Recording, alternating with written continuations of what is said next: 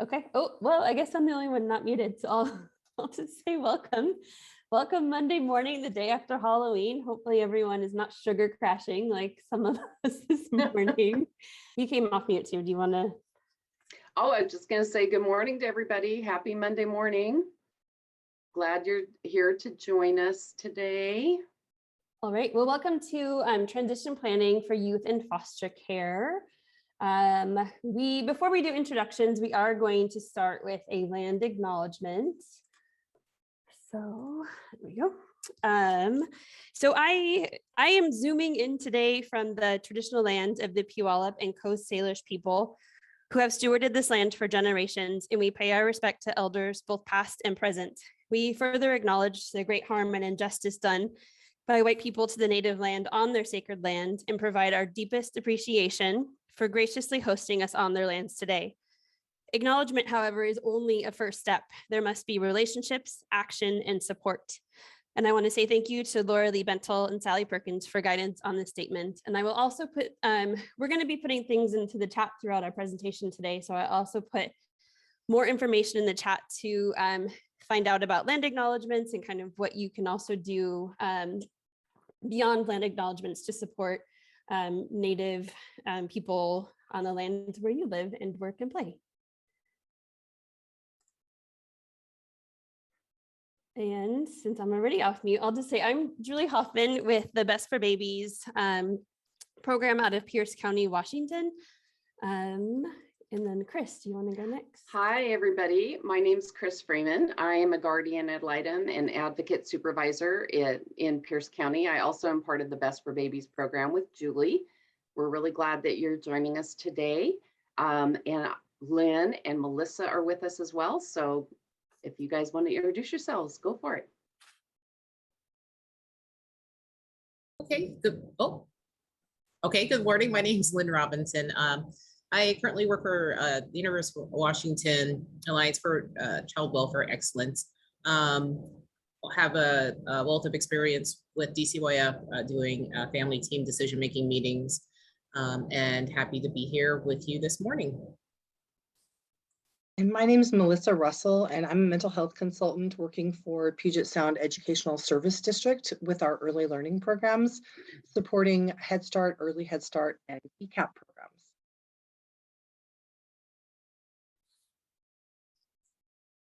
All right, so just as a reminder too, if you can keep your video on or your Zoom on mute, and then we'll also be monitoring throughout the chat.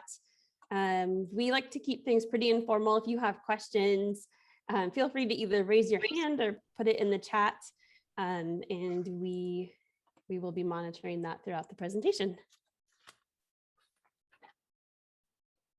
All right. Okay, so the training focus today is on transitions and transition planning. And we will use the word transition and change and moves kind of interchangeably throughout our presentation. And really, we're talking about any change that children can experience while in care. And even positive transitions can be hard. And so we want to make sure that we're setting up kids and families for success with thoughtful planning. We'll discuss critical elements of a successful transition plan and then review details that may get lost, and hopefully also give you some concrete tools that you can use as you're working with young people in foster care and their families. And again, this is an ideal that we are striving towards. We know that there's going to be changes and moves that are completely outside of any plan possible. And so again, there might even be little things that we can do to make that unplanned move or that really quick move a little bit smoother. And so hopefully, again, there'll be some elements that, again, even when we can't plan for best case scenario, there are things that we can do to help kids and families still be successful.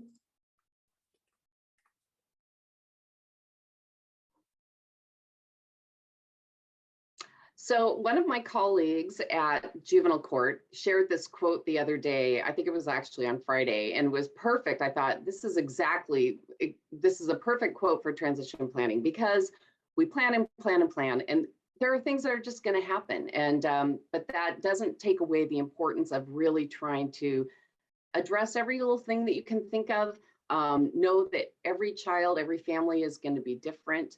We are going to talk about some things that you can do to make things better. And we also want to talk about things that maybe don't work well when you're talking about a transition or a move. I'd like to invite all of you, if you have a piece of paper or whatever, jot down some little notes to yourself. We're going to have an opportunity later to kind of discuss, oh, this was one that went badly. This is one that went well. Maybe what could we have done to make the one that went badly better? So today, Julie and I are just going to do a quick introduction and overview, and then Melissa is really going to spend kind of the bulk of the presentation talking about the infant mental health perspective, some specifics around children 0 to 5. Lynn is a longtime FTDM facilitator. She's going to talk about that and your role in FTDMs and how to make your role really stand out and be powerful in those FTDMs. And then we'll have time for questions as well. So next slide, please. All right, so now is the audience participation portion of the training. And feel free to either come off mute or just put things into the chat. And you can also kind of give us a thumbs up. How many of you have moved before? How many of you have ever moved? People moved. Yes, yes. We've all experienced moves and transitions, right? So were there parts that were fun? What is fun about moving? Does anyone find moving fun? Yes, go ahead, Bonnie. Am I saying your name right? Yes, I'm sorry. It is not fun. Yes, even if it's a move sometimes that we've selected to do, right? I think there's times where maybe we're moving for a really positive reason that it can still be stressful. I think every time I've ever moved, 1 or 2 days later, I always get a migraine and then I'm out for, at least a day or two. But let's take like a deeper dive into those moves. What steps did you have to take? What do we have to do to plan a move for ourselves?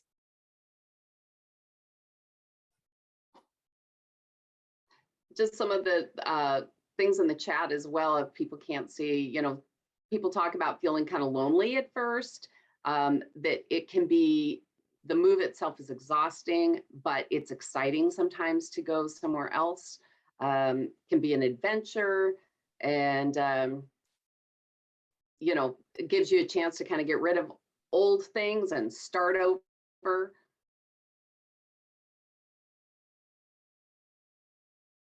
And then when we're doing that planning, Sharon says it's an opportunity to purge, to get rid of things. Mm-hmm. You oftentimes have to find a new place to go to. Packing everything up. Things get left behind. Yes, there's the logistics, right? Kind of the details, the steps you have to take. And then there's the emotional part that oftentimes we can't even prepare for. I'm just reading through the chat. Work to do with leaving, more work on arriving. Moving is not fun. But yes, the reason can be exciting. And Kaylin, as a child, your parents moved from city to country. Yes, it can be fun to see where your new room is, what the yard will look like. Missing people, yeah. And sometimes when you're doing these moves, how far in advance do you have to plan them? Are they sometimes you have months or weeks to plan for that move? Did anyone have moves that were more immediate, that you maybe only had hours or days?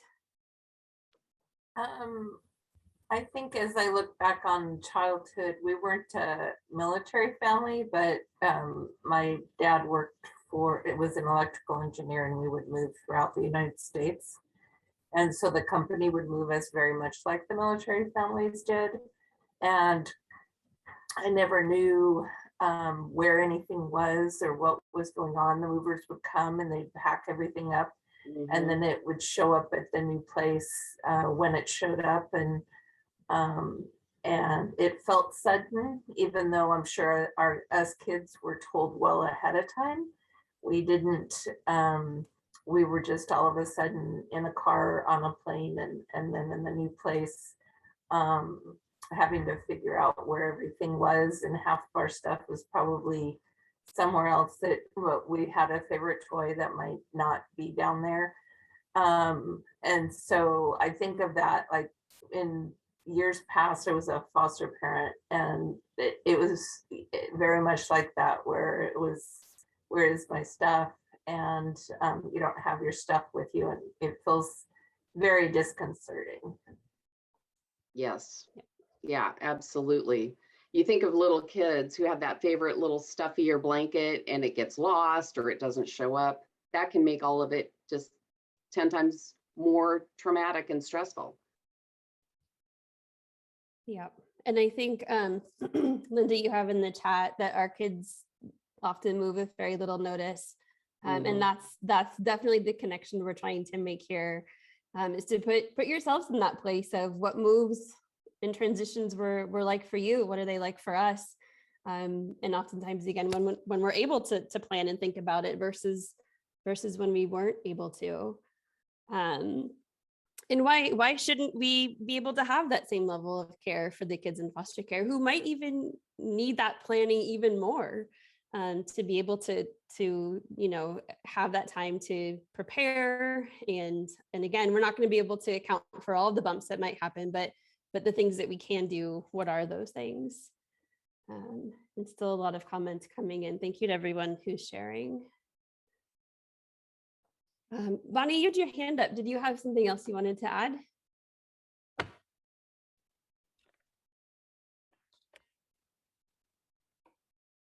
No, I'm sorry. I'll take it down. Okay, thank you. All right, so we'll keep it moving.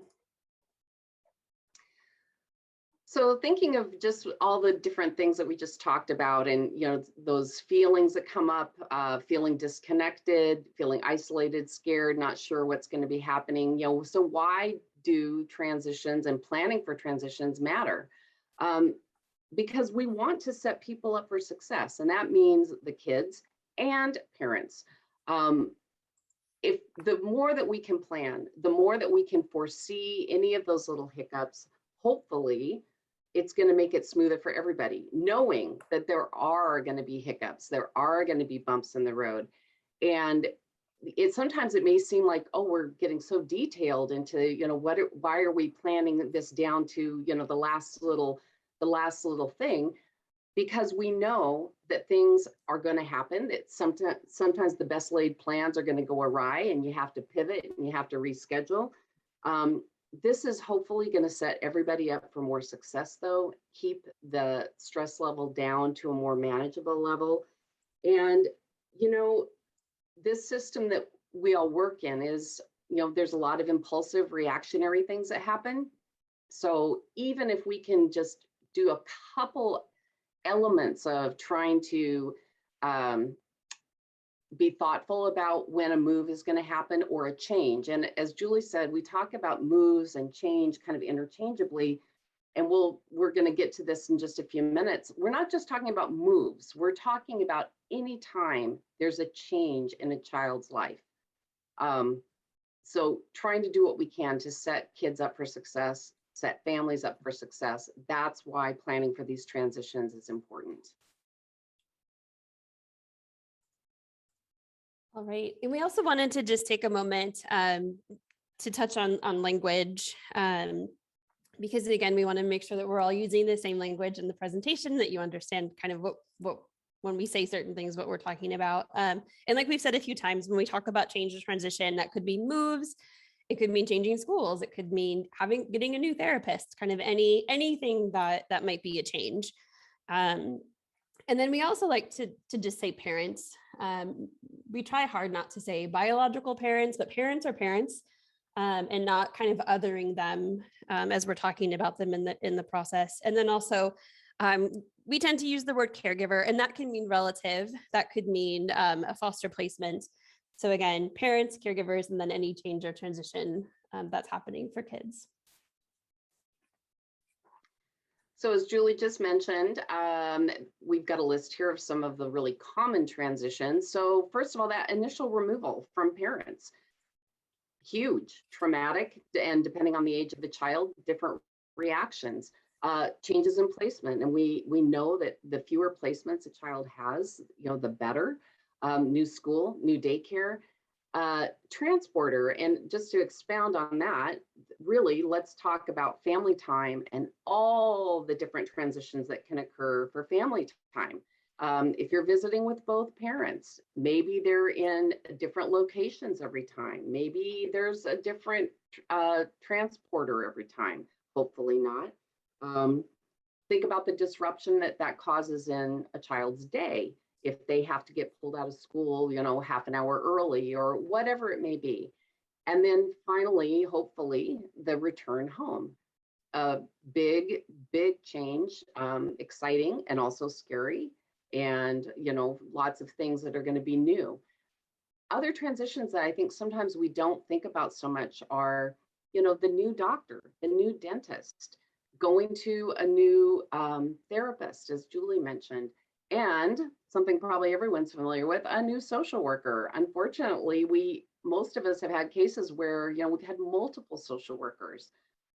Any people have other ideas about things that are transitions or changes for kids in our dependency that we don't already have here? Just put your hand up, put them in the chat. Any other ideas? And I do want to mention also, because of all these changes and new social workers and things, one of the things that makes an advocate role so powerful is that typically we are on the case from the beginning until the end. So you hold all that history, oh, they went to this school before, they had this therapist, a year ago or whatever. And so you really have a lot of valuable information that hopefully can help make these transitions easier. Yes, new siblings, new rules in every home, absolutely. Leaving pets behind, different foods, yeah, absolutely. All of those things, and houses that have different routines, have different smells. All of those things impact how a child can adjust to a move. And so those are things that we, whatever we can plan for, whatever we can put in place, new neighborhood, new kids around the neighborhood, all of those things, absolutely. Yes. So we're going to talk a little bit about one thing that is, I think can be really helpful in transitions. Julie, you want to talk about partnerships? Yes. So one of the things that we talk about a lot in the Best for Babies program is this concept of shared parenting. And so that parents and caregivers are working together to support kids, that they're communicating, that they're sharing routines, and any information about that child to help them be successful. A lot of times, and I think we're seeing a shift, but a lot of times children are getting services, and a lot of times those services are in the home of the caregiver. And so parents often don't get the benefit of learning if it's occupational therapy or physical therapy or feeding or speech. They're not oftentimes able to learn those things. And so when kids then go to family time, maybe parents don't have all the information about how to best support that child to feed. Maybe there's certain things they need to be doing to support them eating, or around behaviors or different things. And so this idea of shared parenting is that parents and caregivers are communicating and that they're working together to best support the child. And so we often talk to Invest for Babies, which again is focused on that 0 to 3 age group, but kids are routine based. They thrive with routines and knowing what to expect. And if there are things, again, that a caregiver could put in a journal to say, this is when the child naps, or this is when they have a snack, or even when they're going down for a nap, what do they like to do? What does that routine look like? So that, again, a parent has all that information. And again, there's going to be things that are different, but what are those things that we can keep keep the same so that that child is able to smoothly transition. And really, again, the goal of foster care and dependency is that we're working towards reunification. And so the hope is that we're transition planning from day one for return home when possible. And ideally that caregiver potentially could then continue to be a support for that child so that that's not a loss of a relationship, but potentially that's a relationship gained for the family, that's a supportive party moving forward. And I saw that Katie Byron presented on Friday at the conference talking about family connections. And this is, again, a shift in foster care happening in the state. That's very exciting to see. She's doing family connections where there's an early meeting from removal where parents and caregivers can speak so that parents know where their kids are. They can ask questions or share information. And then hopefully also then caregivers can learn a little bit about the kids. You know, what are their favorite foods, or do they have routines? Do they have a favorite lovey? Kind of what should caregivers know about the culture of the parents? So that, again, we're sharing information, we're working together, we're kind of on that same team supporting kids. As an advocate, I think one of our roles is facilitating, and if you can do whatever you can to facilitate some of those that dialogue between parents and caregivers, that's going to benefit the child and make the transition planning so much easier. You know, sharing, caregivers can share Zoom links when they go to doctor's appointments so parents can join in, asking parents to get some pictures so that those can be up at the caregiver's home. And those are things as an advocate that you absolutely can be, you know, advocating, facilitating, and getting those relationships built from day one.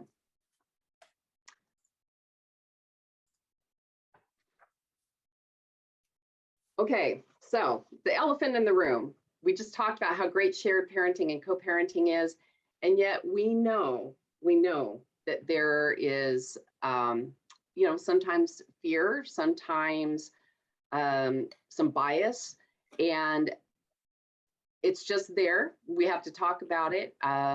Sometimes caregivers view parents as, you know, they're drug addicts, they're criminals, they're dangerous. I'm not going to have anything to do with them.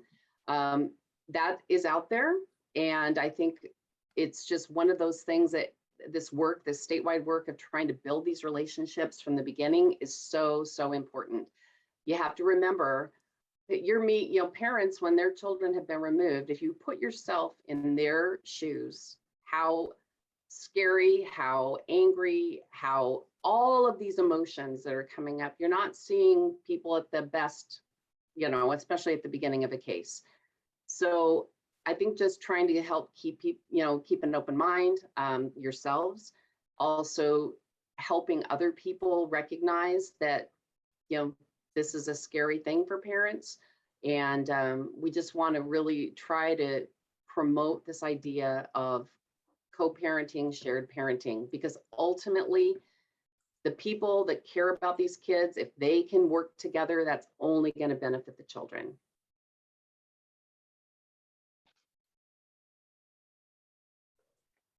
Right.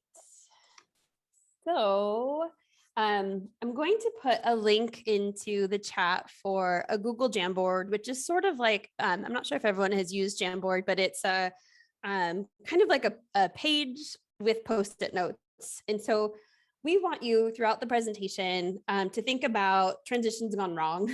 And it could be, again, for yourself or for kids, where you've seen maybe things that really didn't work to help set up kids and parents for success. You know, kind of think about what was done or maybe not done for kids and families. Or even if you can think about what are things that we could all do as folks in the system to make things worse for kids and families to transition. And then our hope is that at the end, we'll pull up the Jamboard and look at what those things were. And hopefully through the presentation today, we'll have given you some ideas for ways to have mitigated some of those things.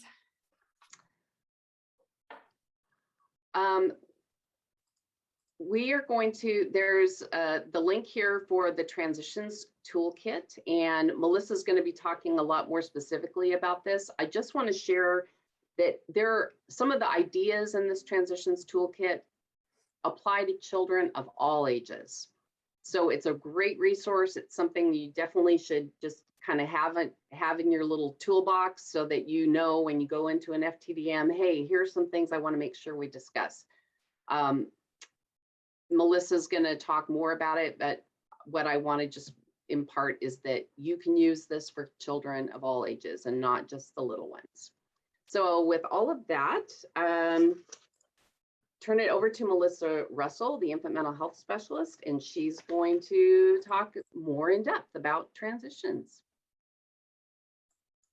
Thank you so much. I think a lot of our pieces are really going to tie in well together. And just to kind of, I guess, explain my tie into this group, I've been a part of Best for Babies for many years now, and originally started working with that team as an infant mental health specialist with the Boost program, which is through A Step Ahead in Pierce County.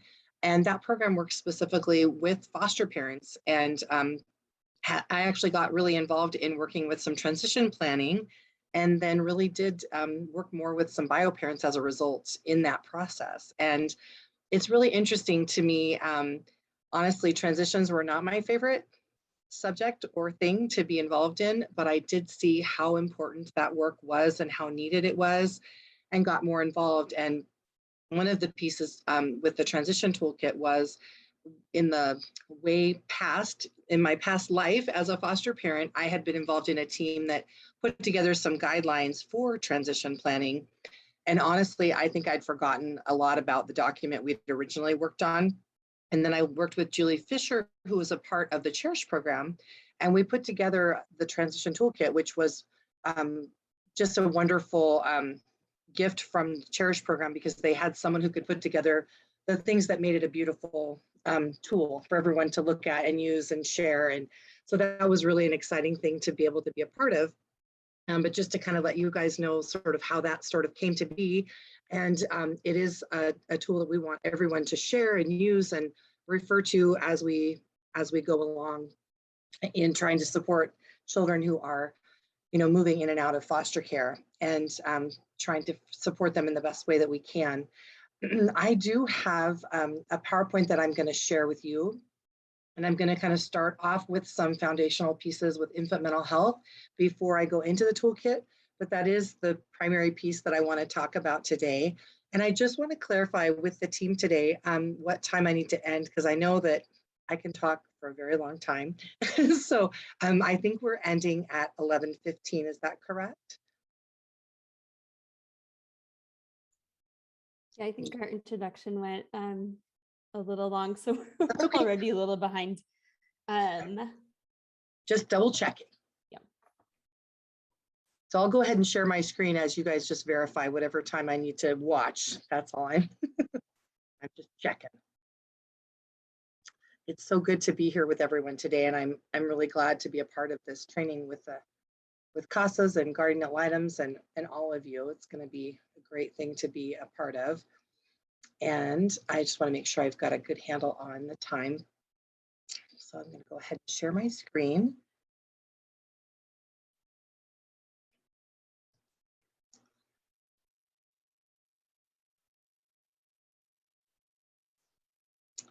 And as Julie and Kris were saying, we really are looking specifically at the transitions for children who are in foster care.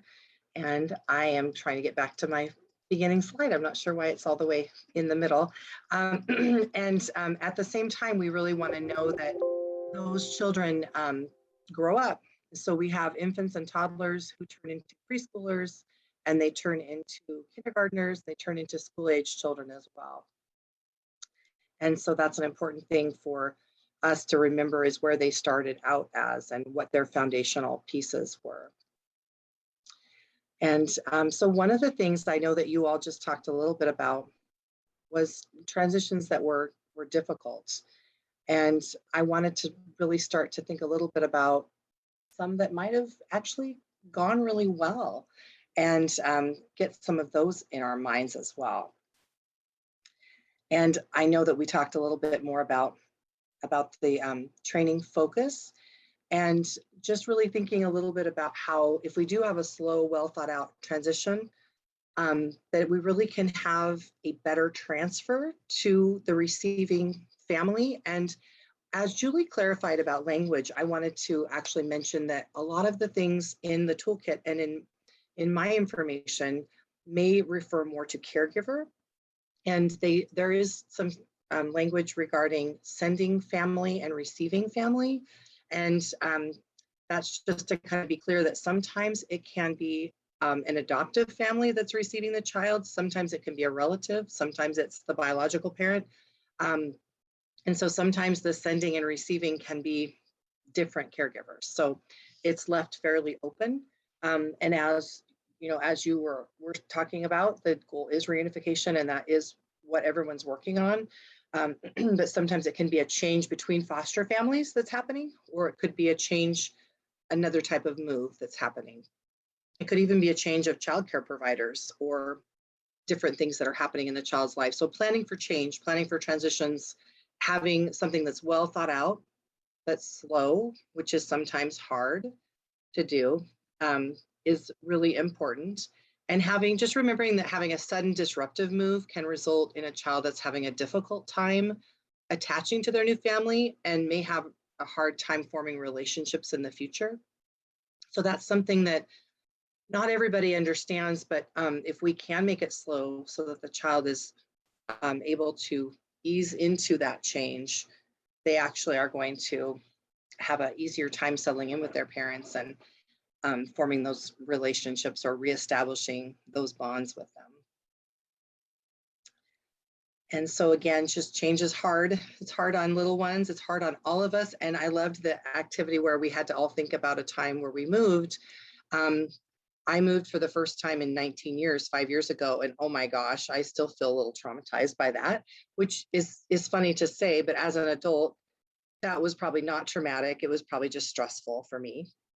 But thinking about an infant or a toddler and a child in foster care and the amount of change they have to tolerate, it can be traumatizing and actually really impact their brain development. So I wanted to just spend a few minutes thinking about a transition that's gone well. And I'm wondering if anyone has an example that they could share, just a short example or something that has gone well. Is there anyone that has an example? And I can't see the participants. I just see like a few little squares.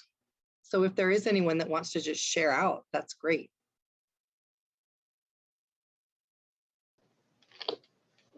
I had two little kids, 11 and 12, and they were removed from mom and placed in foster care. They eventually went to a relative placement, but that just was not working out for them. And we were actually able to get them to be able to move in with their great grandma and grandpa. And that wasn't something that I ever considered, someone being that old, a little younger than me anyway. And it worked wonderfully.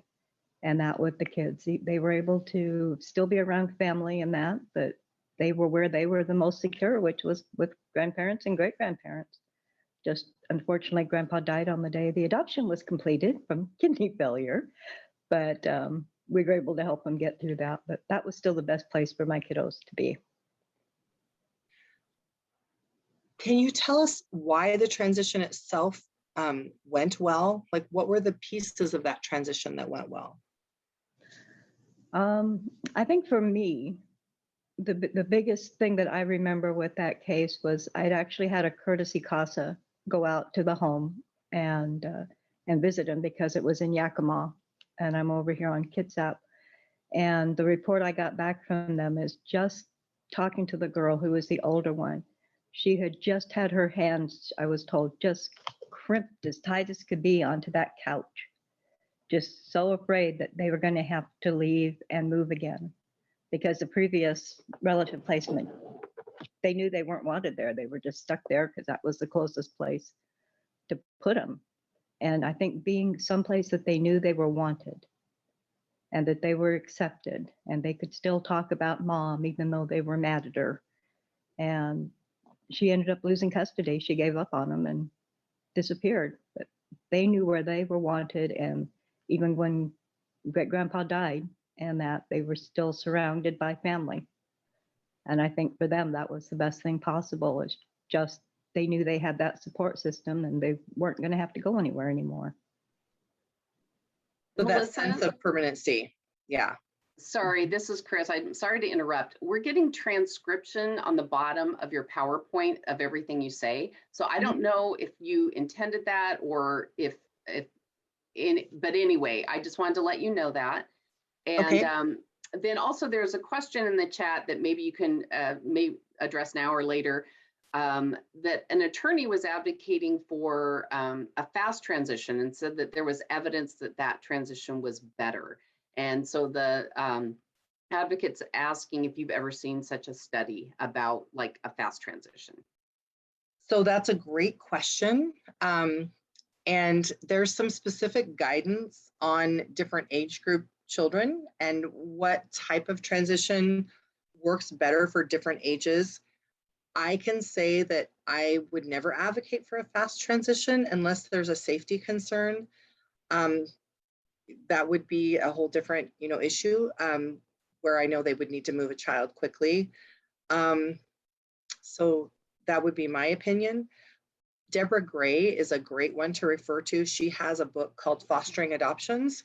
And although it says adoptions in the title, it just has great guidance for transitions in general. If anyone ever wants to, peek at that. And I also have some good articles that go through just like timeline wise, like for specific ages. Because I know like in this group, we have a variety of ages that are being served. And we can't go through each of those guidelines today, but each one has a little different guideline for what's best for them. I can say that I've seen the slow transitions work so well, and even transitions that involve long drawn out impact or involvement with the prior caregiver that have been very effective long term, so that that child has relationships that don't go away. But it is hard. It's not easy. It's a difficult thing to do. I have never seen research that supports fast transitions. That's just an offhand comment, though. Each child's very different. Each situation is very different. And as far as the transcriptions go, I am not sure how to turn those off at this point. I know there are times that it helps people to see the words on the screen, but I'm not sure how accurate they all are. So I probably can't spend time trying to turn those off right now. Well, that was interesting to hear your story. And I think it's good just for all of us to think about, what transitions have we had that have been effective and have been great? And then how can we try to take pieces of those and replicate those in the future? And even I know there's some transitions I've been involved with in the past that I didn't necessarily enjoy, but there were pieces of them that were very successful. And I have tried to reflect on those and think like, why did that part go well and the other part wasn't so great? And what can we do to nurture those pieces to happen again? And in my experience, usually it was when we were able to have parents on both sides, both caregivers, both sets of caregivers have a relationship. So that's kind of a theme that I think we'll see throughout our discussions. So thank you for sharing, although that was very sad to hear about the grandfather passing away. That was nice to hear that the child felt safe and secure in the relative's home, and that was, it sounds like that's why you're feeling that that was a successful transition.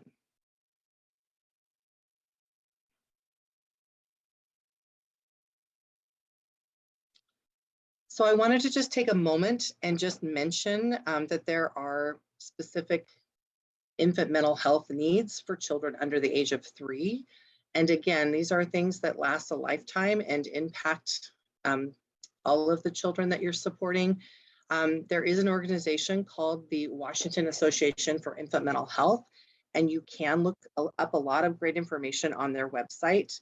They have a whole bunch of guidelines and resources on their websites that talk a little bit about why there is infant mental health. What is infant mental health? So it can be kind of confusing. I know in the beginning, I didn't fully understand infant mental health myself. I was more of an adult mental health person in the beginning until I went back and did the infant mental health program. And it took a while for me to really get all the nuances of that focus. And so really understanding what are the needs of the child and how we can positively impact their mental health. I'm going to show you a short video, and it's just going to talk a little bit about what early childhood mental health is. And in order to do that, I think I'm going to stop sharing and go ahead and get on that video. And sometimes when I do this, it'll just take me a quick sec. And so this is from the from Harvard Center on the Developing Child. And they have a lot of great resources and videos that they provide. And they are able to do a lot of great research and provide us with some nice ways of explaining things in a quick way that might take me a lot longer. And I'm used to doing this training in maybe a 2-hour format too. So I'm trying to just take some highlights for you. And so this is their video that talks about infant mental health. And they've done a nice job of trying to explain that.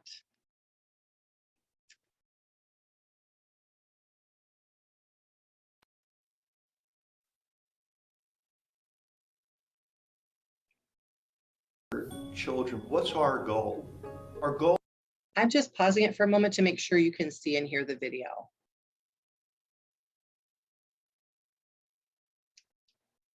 Are you able to see and hear that? Yes, you're good. Okay, great. I'm sorry, because I can't see people. Okay, thanks. Goal is to have productive citizens that are going to be part of thriving communities. So how do we get from here to there? As we grow up and as we move into becoming functioning members of society, our mental health is an important part of how we perform our responsibilities as adults. Mental health can't be separated out from cognitive development and language development and kind of social competence. And they all have their roots early on in either a very sturdy or a weak foundation. We certainly know that infants and very young children can exhibit behaviors, emotional behaviors, motor behaviors, which are predictive in certain cases of subsequent mental illness. What are the early signs of mental health problems? I think that when people look at children and think about mental health problems, that they have in mind often is the kinds of mental health problems that we see in adults. They're looking to see the equivalent of a depressed adult in a child or the equivalent of a schizophrenic adult in a child. And I think that because of the nature of development, that when children have mental health problems, they just look different. Some of the early signs of greater risk for mental health problems are usually not called mental health problems by people. They're usually called, things like behavior problems or a child who has difficulty controlling his emotions. Some of these may be early signs of what might be a mental health problem later, and some of which may be just differences among perfectly healthy children. So what does good mental health look like in a child? Good mental health looks like a child who's curious and interested in the world and wants to learn and can sit and reflect at times about what's going on. It's the ability to experience love, affection, emotions, get upset when things are upsetting, and bring yourself back into levelness without needing intense intervention. How do mental health impairments develop in early childhood? 21st century science at the molecular level is very clear that all aspects of brain function are the result of an interaction between genetics and experience. Mental illness, as most people think about it, has a very heavy genetic component. Mental health, behavior, personality, also has a genetic component, but it's much more malleable in the face of environmental influences. Genes and experiences, as far as nature is concerned, are just different ways of setting up operating systems, brain systems, neurons.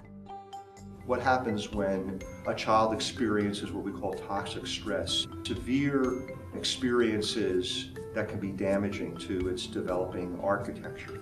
Those toxic experiences essentially create this unstable environment, this unstable foundation. If sound mental health provides a foundation of stability for a child's development, mental health problems can be thought of like a wobbly table.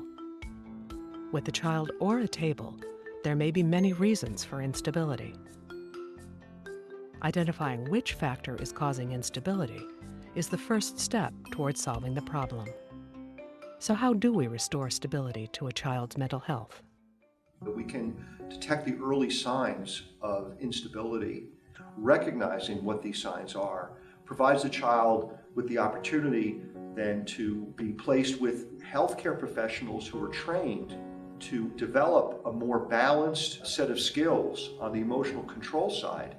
The prescription is to provide support for parents and in that environment in order to reduce conflict, and that in turn will lead to a reduction in dysregulated behavior in the infant and young child. Most potential mental health problems will not become mental health problems if we respond to them early. Providing the right kinds of supports and intervention early on will reduce the extent to which this will be a potentially more serious problem later.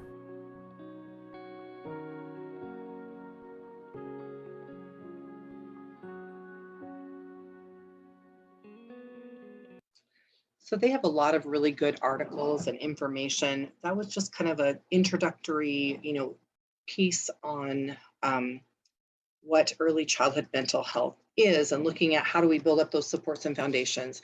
And so a piece of that could be, having an infant mental health specialist that's involved with the family early on. That could be a really nice support piece that would do some prevention work.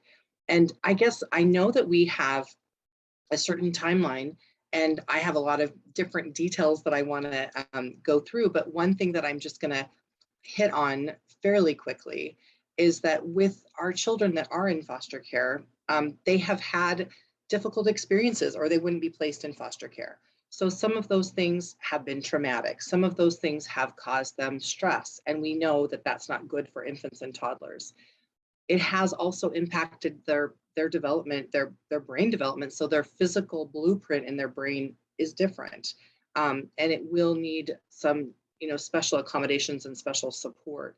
So that's just another piece of understanding early childhood mental health that's different than if you're dealing with an older child or an adult that we want to really understand and understand how that how the transition work plays into that. So wanting to tie that in to the transition work before we just went into talking about transitions and looking at how, again, the reason that they're in care has impacted them. And then we want to be buffering and supporting them so that we're not causing further injury through some of the interventions in foster care, such as multiple caregivers, like multiple moves in foster care. That's not good for children in care.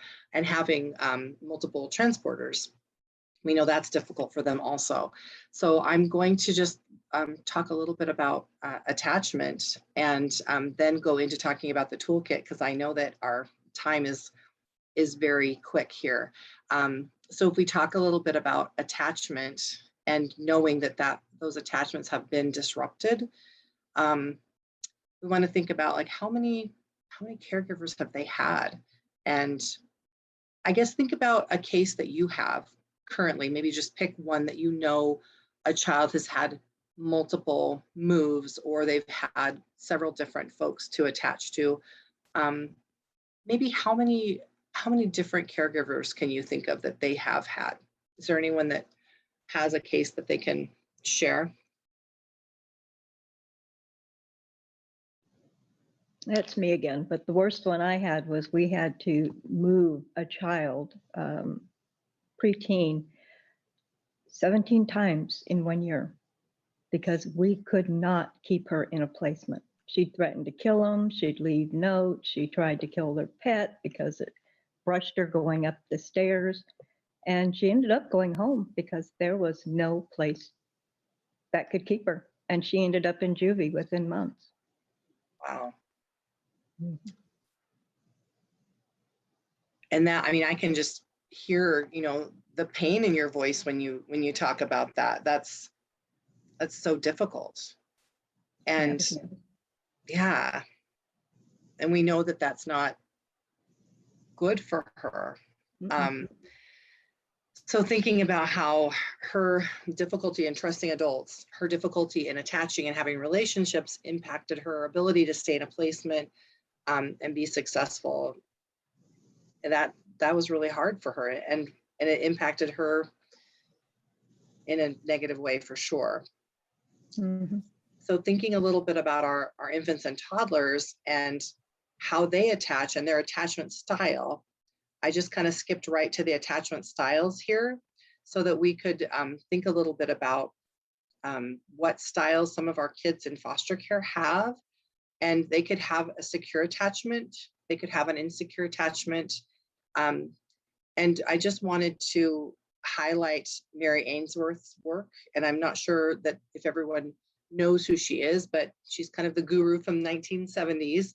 And she really expanded upon the original work of Bowlby, and really talked a lot about knowing what type of attachment a child has, and then knowing how to support the relationship between the child and parent based on that style. We don't want anyone to go out and diagnose children with different attachment because it's you know, a fine art for sure.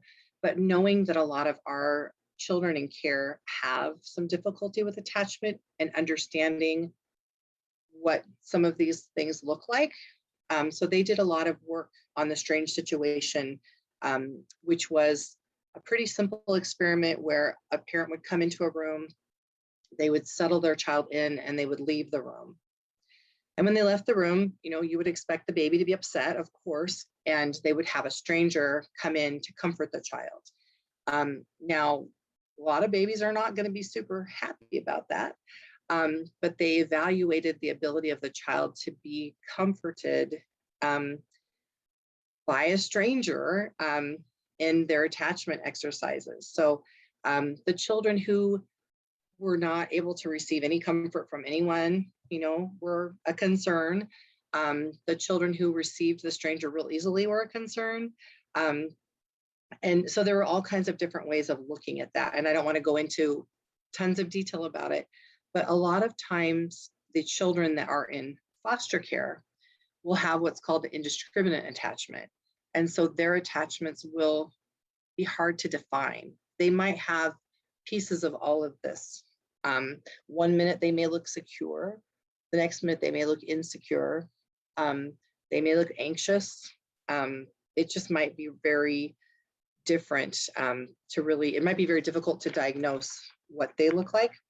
And they also may go to strangers very easily. And I think we've probably all seen that. I know that when I would go into observe a child who had been in care, they often would think I was a visitation worker and try to come with me. And I'm like, oh no, I'm just here to like observe you. And that was always kind of sad to me to see how easily they would go to someone that they don't know. And just going back to infant mental health. So infants and toddlers need to attach to a primary caregiver.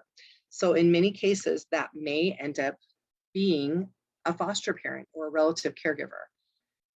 And then if we expect them to just easily move from that, it's an unrealistic expectation. And that's part of the reasoning for the slow transition. So we really need them to have time to really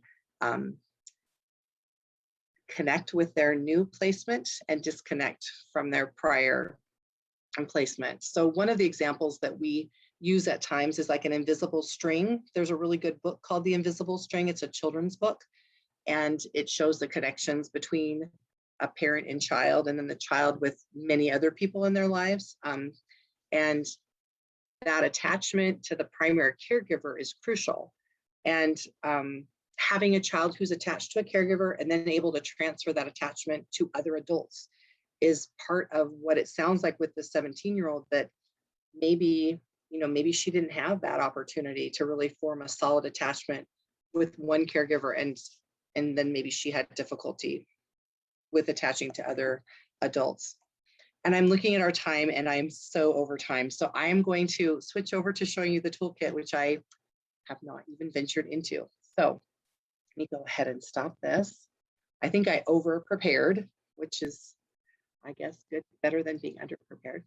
But we have lots of other great things to get to. So I'm going to pull that up. I know you're getting a lot of information all at once. And the toolkit. Question related to what you just shared with us. Sure. Quick. Okay. So with the transitioning, so the state would realistically have to pay for the new caregiver and the past caregiver for a period of time at the same time, so that they could transition over time. Is that one of the reasons why it's not done?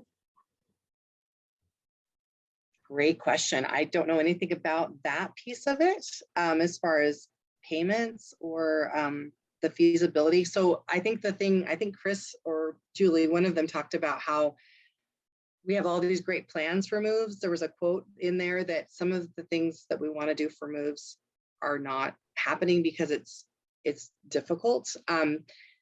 But we want to try. We want to try to do some of the recommendations for moves. And so I'm not sure about the logistical pieces of it. So usually what I'm doing is trying to create relationships between the foster parent and the biological parent, or the receiving caregiver and the sending caregiver, trying to form a relationship with them, and then trying to find out what can we do to make this easier for the infant, toddler, child, school-age child, whoever this is. How can we do that? And so that's what I'm working on. I don't know about payments and those types of things. And I want to just kind of look over this really quickly before I shift over to Lynn. And the toolkit has some key components of a transition, and it shows that before you really want to have those relationships. And I know that's challenging, and we can talk more about that. We're going to have breakout groups later that we can talk more about some of these. And during the transition, we want to have multiple contacts between the current and receiving caregiver prior to a move. And that would be preferred before there's an overnight. Although I know when the legal system's involved, if they've already authorized overnights, that might already be happening. But the more contact we can have between those two, the better. And it's always better if the receiving caregiver can actually get to know the infant, toddler, or preschooler in their home environment, whether that's in the actual home they're living in, or maybe in their childcare setting, or in a community area, somewhere everyone's comfortable. And I've actually seen many foster parents and parents partner in that home, but that doesn't always happen, and I know that. Anything they can do to make the infant or toddler or young child more comfortable is the goal, and anything we can do to make that happen. And then the other piece I just want to highlight is that during that transition, those are really crucial pieces to have those contacts. But after the transition is complete, it's also very important for that child to still see their previous caregiver. And I think there's a misconception that there might be some need to have a blackout period or cut off contact. And that's not recommended. There's no research that supports that. And it's actually very confusing for a young child for that to happen. And so I just wanted to make sure that people understand that that's not a recommendation. Some of the things I know Kris had mentioned, as a CASA, you can be really crucial in taking pictures of parents on visits and those things. I was going to mention that is something that we always love to start. Like, let's say the child, right when the child's placed, we would love to have a picture of the parent in their room up on the wall that they can look at every day. There's mommy, there's daddy, that's, there's your parents.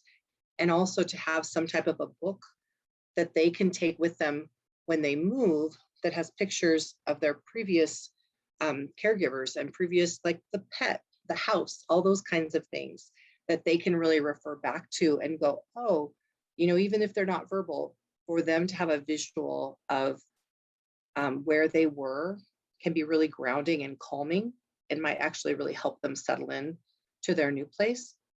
We've had some caregivers do a great job of creating toolkits where they've got a blanket where they took pictures of all of the people that cared about this child and they wrapped them in it when they sent them. And so the child could go back and look at this blanket. And we've had books that are made where there's a picture of them in their foster home, in their bedroom, and in their home where they're going in their bedroom. And those kinds of transition tools can be very helpful to children. And also in the toolkit, it talks a little bit more about strategies and kind of how it looks from the child's eyes. And looking again, building relationships is the biggest thing, and referring children to services and making sure that they're getting into birth to 3, into infant mental health, into any other things that the infant or toddler or preschooler needs. And making sure there's that communication plan between providers, however it works, if it's going to be email, if it's going to be a journal that goes back and forth between the homes, anything we can do to duplicate daily experiences. A lot of folks will actually change to the laundry detergent that's used at the home where the child lives. They might even try to find out, what's the food that you make that they love, and what are the spices that are used, and all of those kinds of things to help the child feel calm. Another thing about the lullabies that they're mentioning in here is that the current caregiver can record their voice, singing the child's favorite song. And one thing that I've seen CASAs do that I just love is that they've had the parent who is going to be receiving the child read a book, and then the child, where they are in their current home, read a book, and they'll do like video visits. And that can be a really nice transition activity. So having things like that that build up before the child is moved can be so important. And having an all about me book that goes through like all the child's favorite things, routines, and all of those pieces can be really important. And then there's a to-do list in here that just kind of gives you like the timelines, like, okay, I need to schedule the FTDM and encourage positive contacts, which I'm sure you all do. And then develop the transition plan, which could look different for every child and family that you're working with, really. And then ask caregivers to share information between one another, making a transition book. And it could be just one of those dollar store books that you put pictures into. It doesn't have to be fancy or expensive or anything like that. But having a photo book can be a great preparation for a young child. Thinking about cultural connections, all of those pieces. And during the transition, introducing the child really slowly, especially if the child hasn't had a ton of contact. And hopefully that's not the case. Hopefully they've had lots of visitations, but sometimes it can be that a parent hasn't been able to participate, and then they are, and then there's a interest in moving really quickly. So making sure that that caregiver really is introduced slowly to the child. And they will both have a better relationship if that's the case. And sending, of course, their comfort items, all those things. And again, really understanding that after the transition, having contact is very helpful. And it would be better if it's in a neutral area, that it's not back in the home where the child lived, because that will confuse the child and maybe they might think they're going back. And they would probably be better to process their grief when they are allowed to have contact with their previous caregivers and not think they've disappeared or are not in their life anymore. I apologize for talking really fast and going through that so fast. I was trying to do kind of like an introduction to the infant mental health before we went to the toolkit, but that went on a little bit too long. And of course, this is a document that's available to you that you can have the luxury of looking through more. And then I think it's probably time for me to turn it over to Lynn, because she has a lot of great information for you.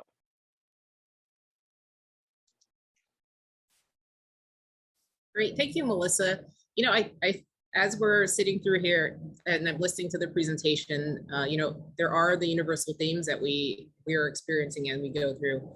I was just thinking to myself as everyone was speaking is, you know, presenting on transitional planning feels like creating a transition plan. There's, you know, you're trying to make sure you get everything in there and you're cramming it into this really small period of time. Luckily, we will be able to provide the information so you can refer back to it later and be able to address it. So I wanted to just start off by kind of bringing back, I love analogies. So I'll be using the moving analogy and some of the words and what you've shared when I speak during my portion.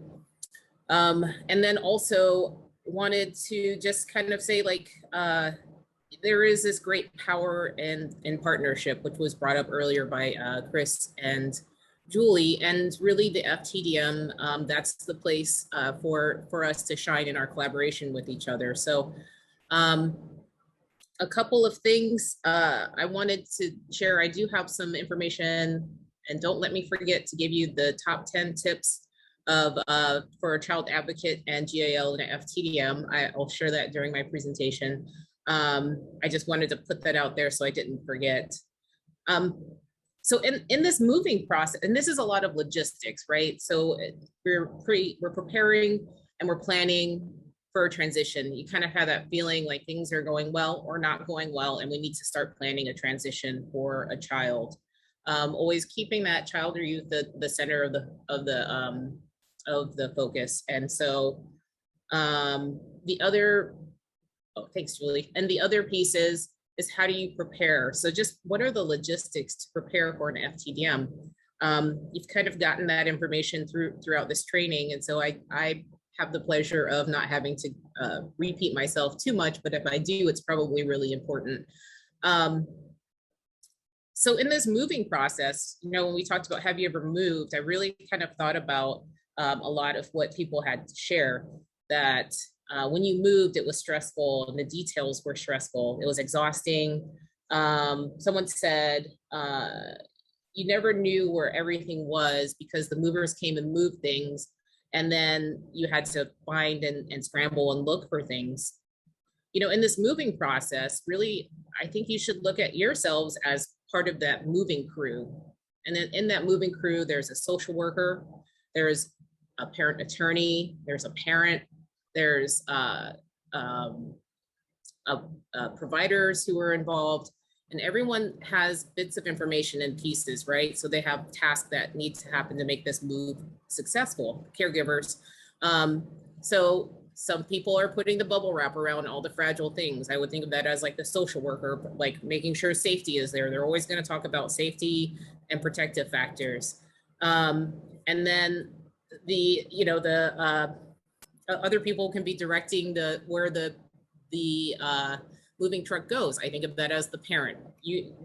Their decisions and changes help determine if that the moving truck goes to their home or it goes to another caregiver. So we really are looking at like working as a team.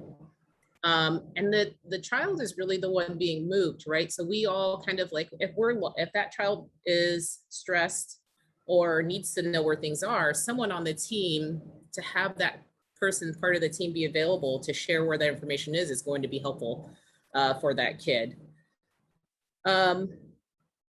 There's things that we can't control in a move, right? We can't control who they're gonna miss, what school is gonna look like, but we can help through that process. And so that's kind of one of the things that's really stood out to me in this morning's presentation. And that is really where that power of partnership and communication comes in handy. So when planning for an FTDM, having that communication before the meeting is going to be important. And then during the FTDM, you know, when we're talking about transition and we're engaging and assessing and exploring, we might have to make adjustments to our plan because we might have a piece of information that we didn't necessarily have during the time that we're planning and preparing.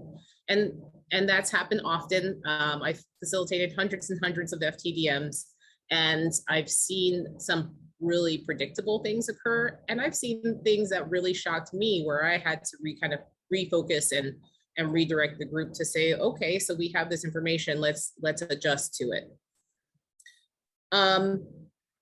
The other piece is during the FTDM, that elephant that was mentioned, the fears and the biases, the buzzwords that come up that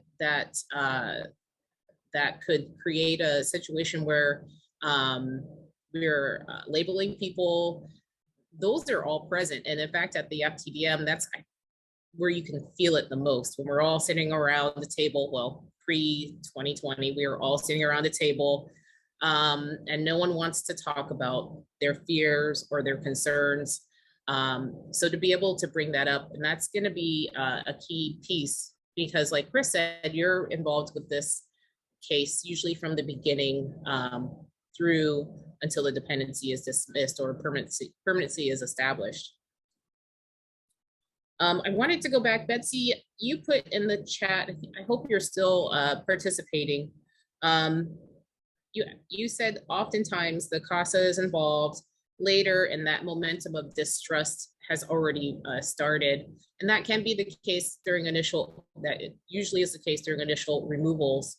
And hopefully if a child is returned home and then removed again, which is not ideal circumstances, that the CASA would be invited to be able to share information at the meeting to help partner with the family. But I think that momentum of distrust can occur, but it also can be interrupted.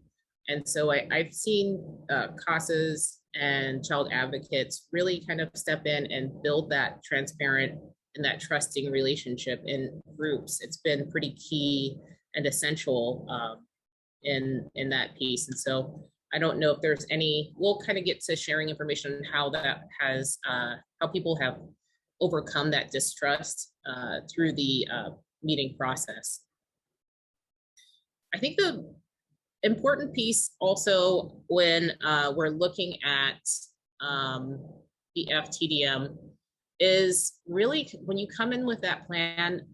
I will say as a facilitator, I love when someone comes in and says, let's create a target date. I feel like let's look and see if it's possible to do this in 6 weeks. And really talk about the details and going through details and visitation plans and what needs to happen through that process. It's kind of a point that the whole team can work towards in the meeting. Also document. So take your own notes during the meeting. Also get those FTDM meeting notes. Make sure you receive a copy of those and maybe debrief and follow up. So when you're moving, give the team and give yourself grace.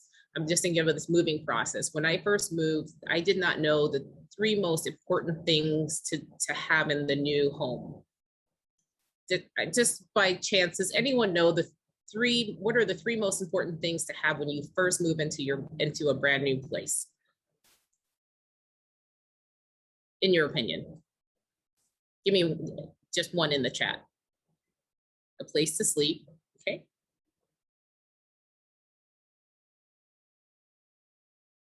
Power is important. Toilet paper, yes. Food, water, medicine, power, food.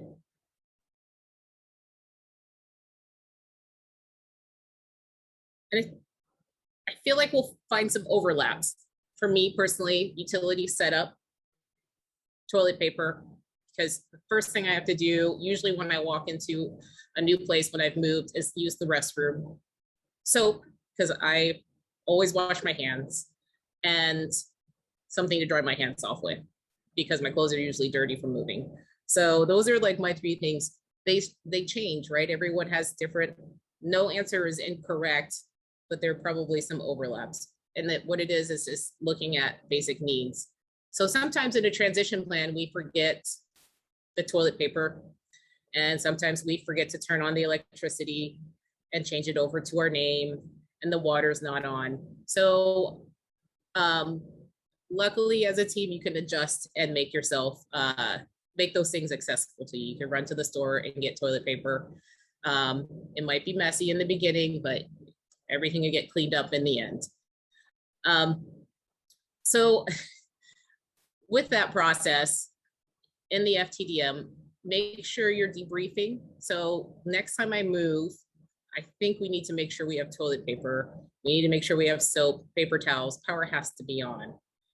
And then what you want to do is follow up, because if we miss some of those important things, then we want to follow up and make sure that our plan works or it's not working. I think that's a very important piece. You know, we kind of, I think sometimes participants forget, like they think it's the end after we've transitioned, but really it's kind of like, is everything okay in the transition home? How is the child doing? How are they adjusting?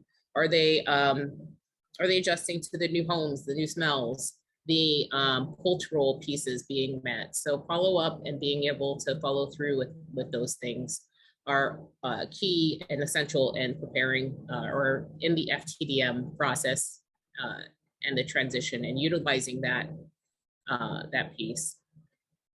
FTDMs are really a tool, right? They're kind of where the group can meet and then come up with a plan, and then have the plan move into progress to where it needs to be. Next slide. Thanks, Julie. So effective FTDMs, one of the things that I find really effective from a child advocate perspective and from a GAL's perspective, I'm just going to run through these top 10 tips because they're really kind of essential, right? So the number one thing that's most important in your role in an FTDM is that you attend. Attend the FTDM. If you're not able to attend, sometimes child advocates can have their supervisors attend. At the very least, have a conversation with the social worker and let them know what your thoughts are about what should happen and what during the meeting. Recognize that the goal of the FTDM is to involve the parents, the family supports, the caregivers, service providers, the child advocates and GALs, community partners, and to have an open and honest discussion so that you can have a high quality decision in the end. Support the values of maintaining the best interest of the child and that the child is the focus of the discussion.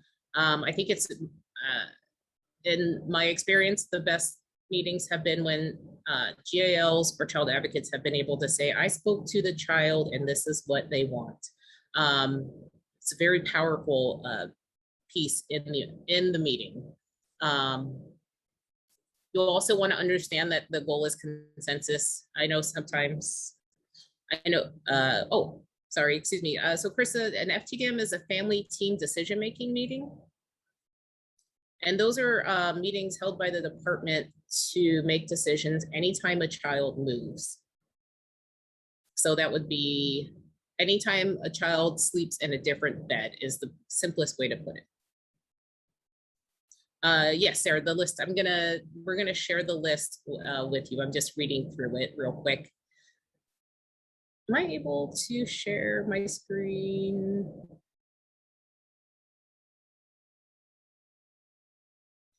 So maybe if I share what I'm reading off of, it might be a little bit helpful. So this, you'll get a copy of this. It's 10 tips for GAL or GAL child advocates for effective FTDMs. So this was created by Annie E. Casey, and so it's just something that we put together for you to have as a reference. So if we're looking at 5, sorry, it's not a PowerPoint, it's a lot of words, but we want to look at family strengths because that helps things be solution focused and with that strength based, and we can build off of the strengths to create plans. Make sure you offer your input, suggestions and recommendations, and remain open-minded, creative, flexible. Like I said, sometimes you have to adjust your plan, and there is likely to be information shared at the FTDM that you will not know about until the meeting. Make sure you talk directly with family members and others during the meeting and listen carefully. Consider the comments and suggestions as ideas and give everyone the opportunity to present. It is very normal at FTDMs that everyone will not agree, that emotions can run high, and that some individual behaviors can be difficult to sit through in the meeting. And so during the meetings, it can be tense. The FTDM facilitator will hopefully be able to help through that process to still make sure the team gets to the goal. Maintain privacy, and then if, like I said before, if you're unable to attend, then make sure you are, your voice is known at the meeting.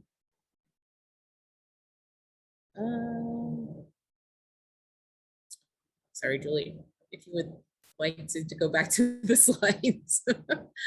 Impromptu. Does anyone have questions so far? Put them in the chat, or please feel free to unmute yourself about FTDM and the process in transition planning.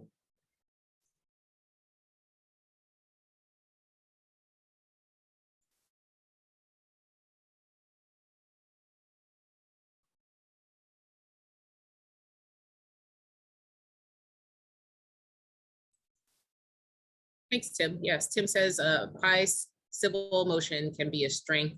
It can mean that people care. Mm-hmm.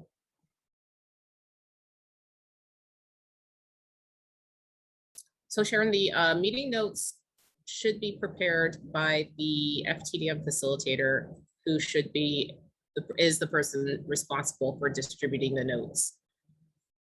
I'm relatively certain that that is a statewide expectation of FTDM facilitators.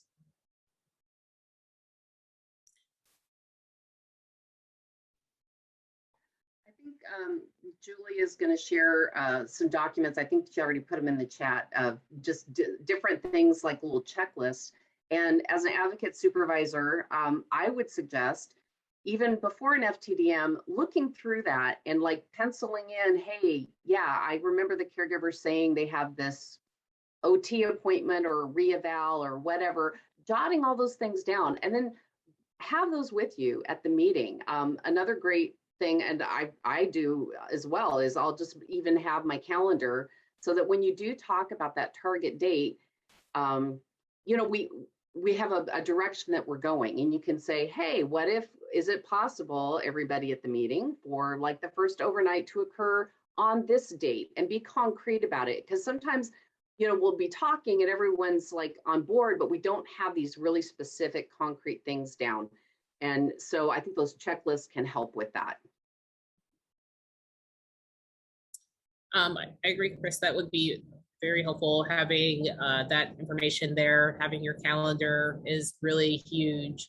And telling people, the participants, to bring their calendars as well. See that there was a five minutes, Julie, is that correct? Okay. Yeah. Nancy had a question about, are the decisions in FTDM considered binding? And these are, FTDMs are getting plans, right? And everyone, the goal is consensus, but everyone ultimately has their own recommendations. And so then the court is the one that will ultimately decide whether a child is going to go home, whether, you know, I mean, parents' attorneys are going to have their perspective, the department will have theirs, and then you as the child advocate will have your perspective. So everyone can come in with their recommendations, and if there isn't consensus, then the court will decide how it's going to go. If that answers Nancy. And I think there were also a few questions earlier from Melissa around some mental health questions. Let's see, about, I'm trying to find it, sorry. It was around implications for mental health of in utero exposure to opiates. Yes. And NAS. Okay, so is that just that's the question, like what's the implication? Are there mental health implications? Well, gosh, there's That's a big question. Each child is really different.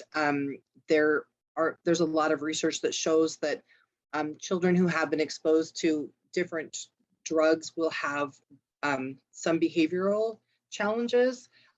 Usually those are around regulation, and those children really benefit from having some support in occupational therapy and support in regulating their bodies.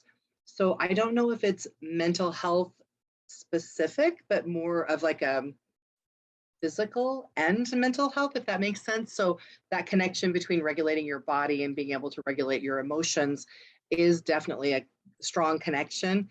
And so having children who are exposed to drugs prenatally, making sure they have access to those kinds of services, and mental health support is always very important and key as well. I definitely have felt that the children that have been exposed have really benefited from occupational therapy and also mental health support if that mental health provider is really skilled in understanding sensory integration difficulties, because the physical issues that they have can lead to some of the social and emotional difficulties that they have, such as peer interaction problems and behavioral challenges that result from that difficulty.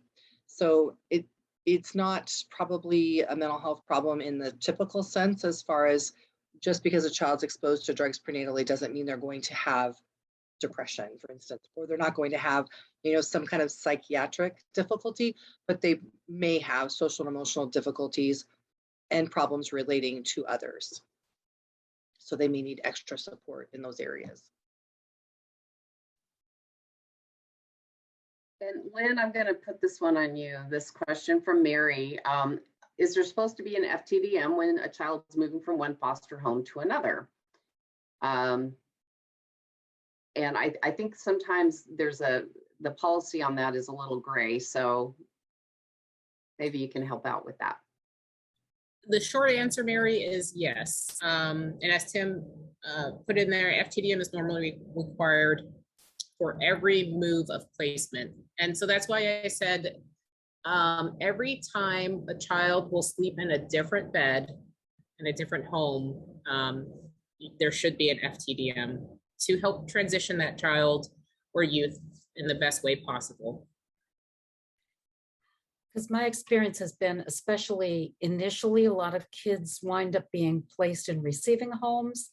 And then one day it's like 2 months into the dependency, whoops, they're going someplace else. We need that receiving home for a different child. Mm-hmm. There should still be an FTDM. And if we know that they're placed in a receiving home initially, if, cross fingers, we hope that that plan is incorporated in that initial FTDM. So we know that this home is only available for up to 60 days. What are we looking at potentially as far as a placement move? And there might be a plan B. So this is the gray. There might be a plan B that's created at the initial FTDM, which is why getting those notes is important. And so Sharon, I believe you can ask the assigned social worker to provide you with the FTDM notes. Or during the FTDM meeting, you can ask the facilitator to give you those notes as well. So there might be a plan B, or it might be an emergency move, and then the FTDM might be held 3 days after, 72 hours after the move. Thank you. Mm-hmm.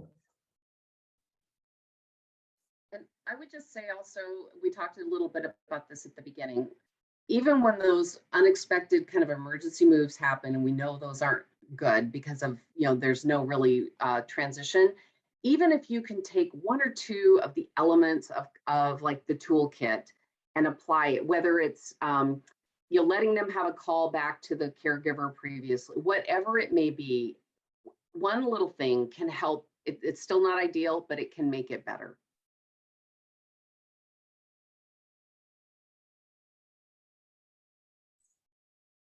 And Linda wrote, the CASA may only receive the plan. Be sure to ask the facilitator to put a date on that page. So that's where things do differ from facilitator to facilitator, not even region to region. So some facilitators give you notes on the content of the meeting and the plan. Some just give you the plan. If you want all of the information, is that what you're speaking, Linda? I see you nodding your head, so that's okay. So yes, thank you for bringing that up, because I was thinking, well, I always provide all the information, but that was my style.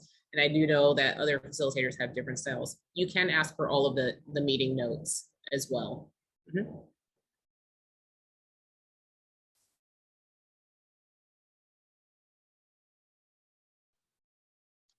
One thing I wanted to add too about drug impacted infants is that pediatric interim care in Kent, they do trainings that are really great on therapeutic handling strategies, and they have really positive outcomes with drug impacted infants. I know there's other programs that have developed since their program has developed, but they also go through and kind of specify different drugs and then what that looks like with infants.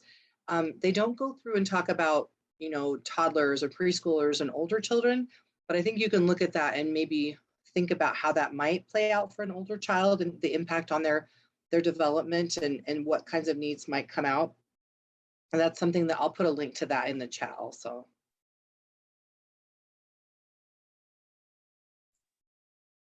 And I put our contact information. I apologize for our rushing today. We, when we reviewed it and went through it, we felt like we had too much time. And then I think this always happens and you do not have enough time in the actual presentation. So I apologize that we had to rush through a lot of things, but we will share all of our documents and tools and the PowerPoints.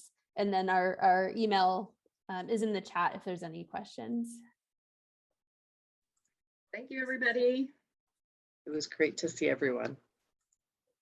Yes, thank you very much, everyone. Thank you for sharing your valuable wisdom with all of us. Much appreciated.